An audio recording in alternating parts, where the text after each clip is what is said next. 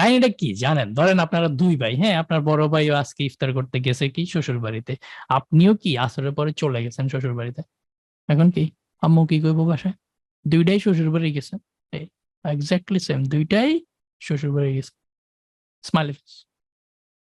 মানে মানে একটু একটু একটু ডিফারেন্ট লেখাটা, মনে করেন আপনি নিজে নিজে লিখছেন এরকম একটা ফিল আসবে। হ্যাঁ, তো এক্সাম্পল গুলো এভাবে কেন দেই আমি জানি না, মেবি মনে থাকার জন্য। তো আপনি চাইলে আলাদা করে কয়েল অয়েল র লিখতে পারতেন, আলাদা করে ন্যাচারাল গ্যাস র লিখতে পারতেন, কিন্তু দুইটারে যখন আপনি একসাথে লিখছেন তখনই আপনি ধরেন অন্য জগতে চলে গেছেন, 7 সাড়ে 7-এর উপরে গেছেন। হ্যাঁ, আমার আমার এক্সাম্পল গুলো মূলত মানে রিয়েল লাইফ রিলেটেড, বুঝছেন। আমি আমি চাই না মানে মানে আমি বিয়ে করার পরেও যদি আইএলটিএস পড়ে, তাহলে আমার এক্সাম্পলে কি হিউজ পরিবর্তন আসবে কিনা? আসবে না, মাস্ট। হ্যাঁ, মানে আমি পুরো পুরো পুরো আমার ডেলিভারি চেঞ্জ হয়ে যাবে হয়তো।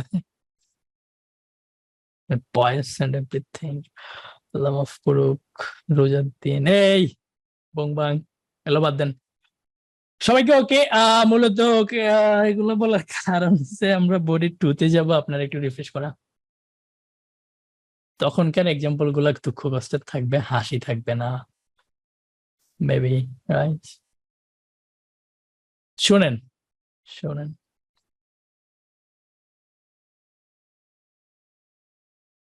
আমার আপন কাজিন মামাতো ভাই বিয়ে করছে হলো জর্ডানের ভাবি। হ্যাঁ, সো ভাবি কোনো বাংলা জানে না, হালকা ইংলিশ জানে, মূলত অ্যারাবিক জানে। তো